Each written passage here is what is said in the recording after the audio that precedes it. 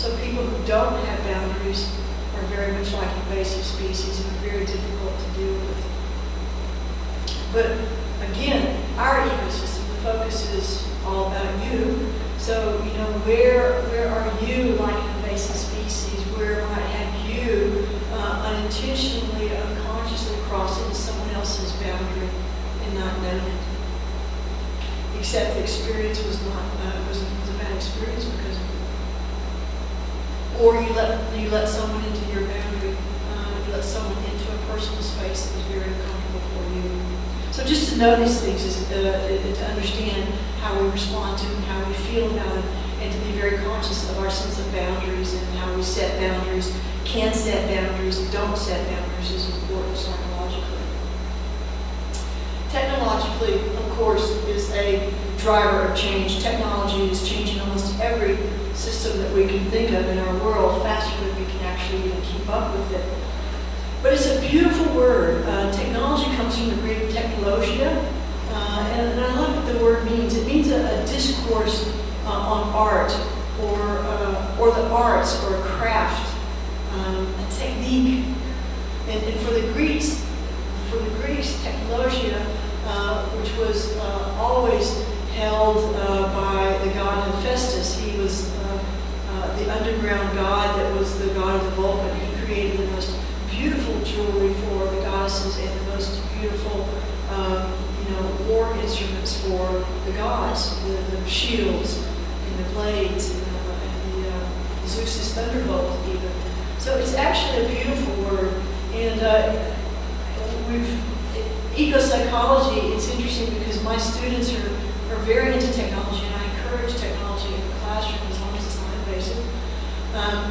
But the idea that we don't polarize, between technology and conservation and technology and environmental habitats flourishing or destruction.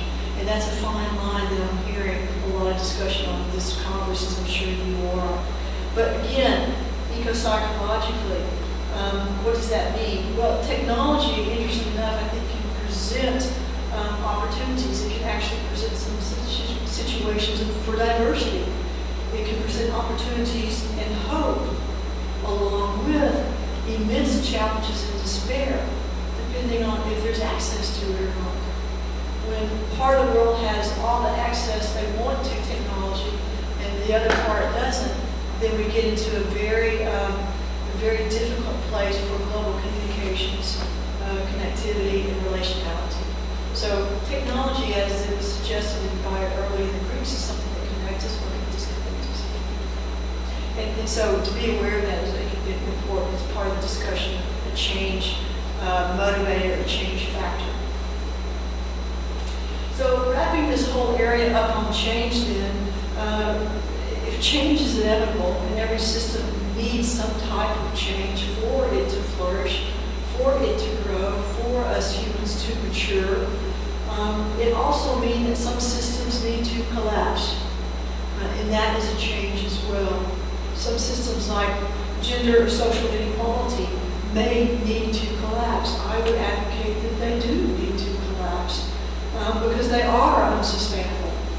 They're not contributing to the whole. They're dangerous and destructive for the whole, ecosystem, global ecosystem for sure. So the idea also with change is that I think it's important to keep in mind that some species, and this was brought up this morning right off the get-go, some species may perhaps just live out their evolutionary process. And so they're no longer on the planet. And are we one of those? Are we engaged in a living out of our evolutionary processes? I don't have the answer to that, but it does seem to me that the behaviors that we've been exhibiting so far, we're certainly exacerbating our time that we are here, and I do question that deeply. So my question for you then in this section is, if this is sort of a fun question to play around with, to open the imagination around with, if you had all the power and all the resources in the world, what is one thing you would change? If you had all the power and resources in the world, what is one thing you would change? Now give me a minute to think about that. I'm going to ask each of you to share that with us.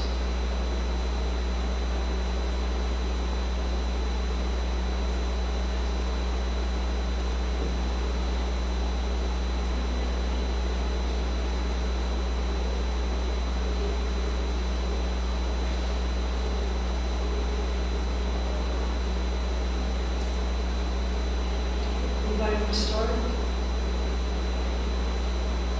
Some brave soul. If you change anything, what would you change?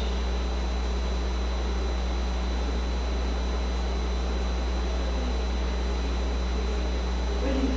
I change the energy systems, the way we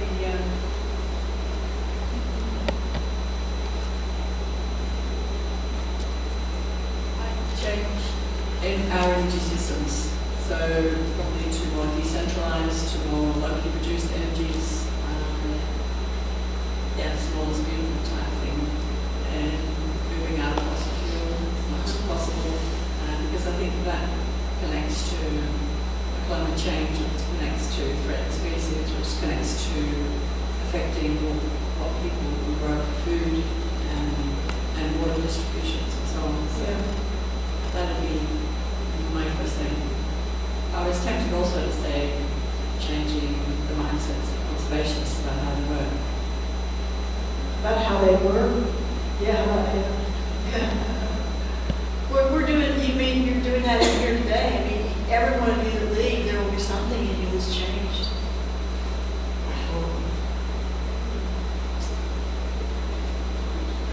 Well, I would provide everyone with the opportunity to have an ecologically focused education. And that would be radically different to the education that we know within our Western education systems. It would be an education experience that is based on sustainability and wisdom and ecological knowledge and tools.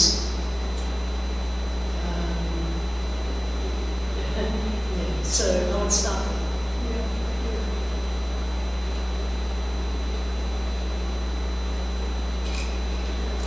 I want to stop global warming because I really love 4 seasons in Korea, my hometown, but the spring and fall slowly disappeared because of the climate change.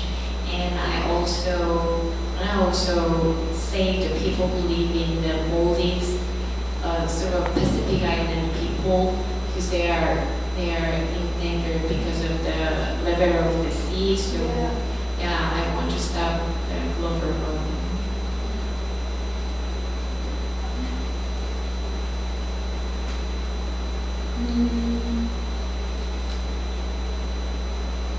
I want to change. There is no ego mind. Because it make climate change and poverty, make poverty. So I want to change. Yeah, thank you. Stable? Over here? Somebody, go ahead and start.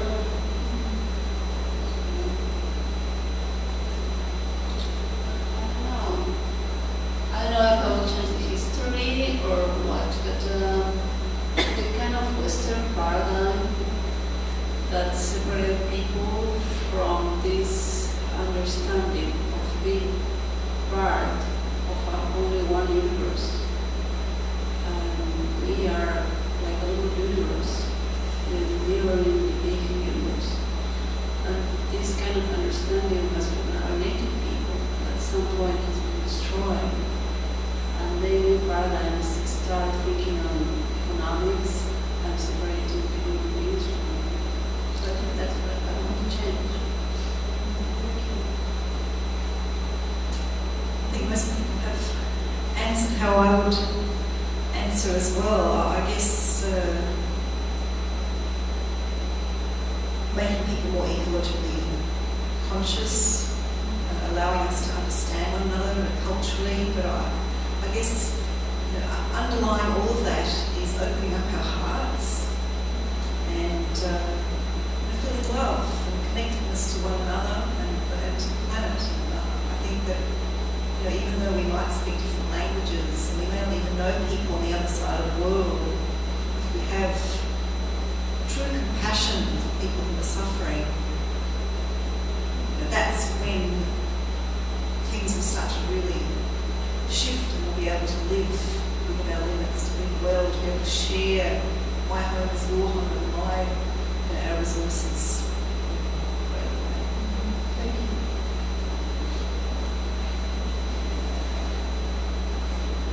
So if I could change maybe one thing, and it goes back to what she said. She said it has to do with the education of people and increasing their awareness. Yeah. So I would change the educational system in all the countries in this planet, at least for schools where most people have access to, and starting with very young children, including in the curricula, something about teaching them about environmental, exposure to also more field trips for children since they're very young, more exposure to the Mother Earth and activities that have to do with the outdoors, and then in-class activities. But when starting with children, and I think that's the changing, how people think and do things, and so environmental or educational or sustainable development education. Yeah. Okay. Thank you. Ready? Well, 1, 2, 3, 4, 5, 6, 7, 8 people can change the world, right? Because in fact, it's only a small group that ever has, as Margaret considers. Okay. So what would you do? What would I change? Well, wait a second. Diverging information here. I actually thought about this. Thank you for that, allowing to share with you guys. I wanted to do something with ecopsychology because it changed more in my life than I could have ever imagined. And so for me, it was really developing into a pedagogy that was vital and valuable in the education process. So that, again, what all of you have said, that our students understand themselves from an ecological perspective, that they too are an ecosystem among millions and millions and millions of ecosystems, like she was saying earlier, and that we affect and effect every system on the planet. Just again, not by our numbers, but by our numbers, but also by our force on the planet.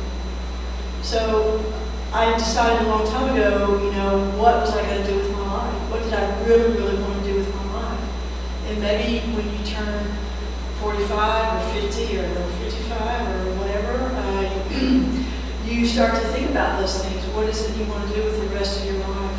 And I felt like I wanted to do something that for me brought the most critical aspect of education forward. Because I've been in the environmental world a long time, as most of you have, and I keep hearing a lot of the same discussions. And as it's been heartbreaking, it's also been frustrating. And my students have brought the same to bear. And so because we have more kids now going into environmental type of education, I felt like this was an opportune time to do that, because it gives us a way to make changes in a lot of different systems. If we understand how things work ecosystemically and how we also work ecosystemically, then we can effect change in a much more mature way, no matter what it is: climate change, environmental degradation, poverty. But with that said, it is very, very bloody hard. Very, very bloody hard. Bloody hard. Just while you were talking, an image was coming in my head of a very inspirational photo book, which was talking about how this change could be led, which was very simple, because I know your book's going to be probably quite chunky and quite a lot of words, but just something that would inspire people to want to inquire more, to read your second book.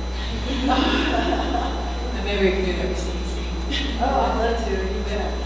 All right, so let's finish up today with everything slide of mine, I found this image and I fell in love with it because it sort of said everything. You know, connectivity can be at the speed of light and it can be, you know, slow as a snail too. And we need both of those. We need the time sometimes to understand what's going on, and sometimes, you know, we need to be connected immediately. I think everyone but me has probably had a cell phone or a computer with them the entire time they've been here. Although when I've had a chance, I certainly have run to the computer to check my emails and send messages home and all that kind of stuff, and check on my kitty cats, but whoever really does. But so sometimes we need a very slow approach to connectivity and change, because we need to understand what's going on in that relationship, and, you know, when we're connecting, what's going to happen in that connection, what does it mean? So anyway, that's a really neat image that I like to use for everything is connected. So for this final issue too, I'll talk a little bit about connectivity. We'll do a little bit of work around it, and I'll use the example of genderization, this whole idea of gender inequality as an example, and I'll take you through that narrative as to how it was set up and how we can change that. And I chose that one because, well, for one, my partner groups, you know, they're my partner groups because I care about what they do. And so I thought it would be an interesting myth to look at because it's a very complicated myth. And we'll talk about why.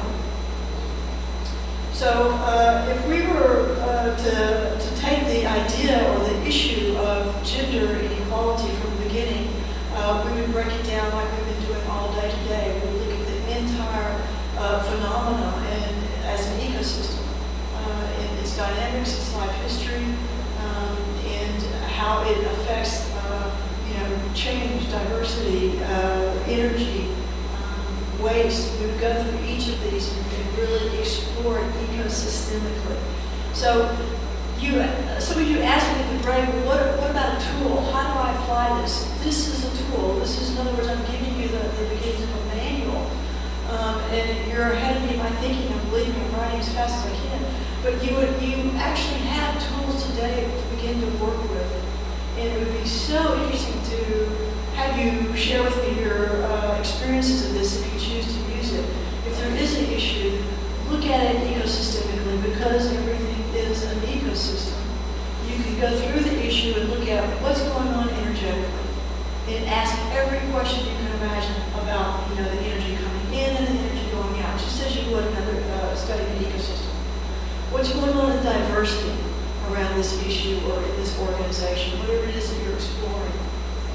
Where is the waste, or can I spot potential for waste? Now, there's potential for waste over here because those two people are never going to get along. They've never gotten along since the beginning, and they cause everything else to go sour. There's potential for waste here.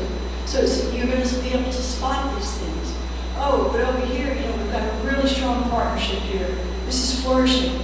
You know, we can enhance this and bring that into infiltrate and affect the whole thing and make it a little bit more positive. So let's use that. Let's use that. And maybe that will actually overgrow this negative thing over here. All right. So, you know, where's the diversity happening there? Look at the sense of change.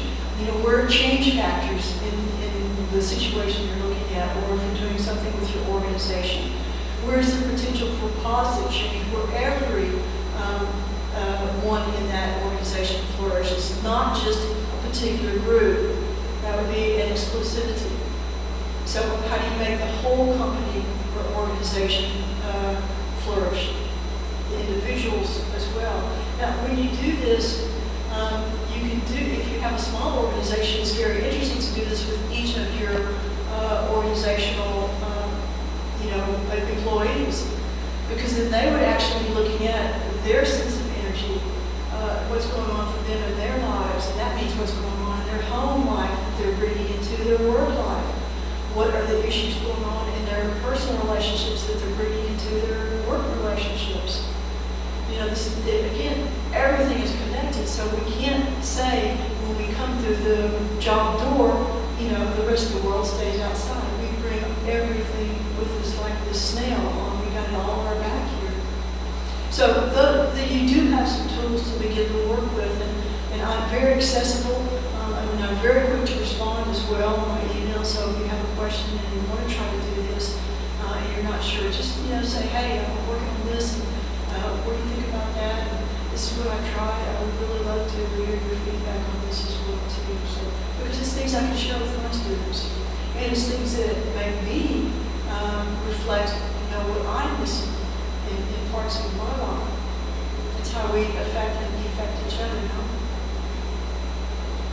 So so you'll have some tools then. So this idea of genderization, gender inequality is, I want to say also couched under an even larger issue of oppression. And for the most part, what has been done to us, we many times perpetuate and do to others. So it's not just an issue of women or men, it's also an issue of oppression, human oppression by either creative cultural mythologies or creation stories or even theological creation stories that can separate within the culture. And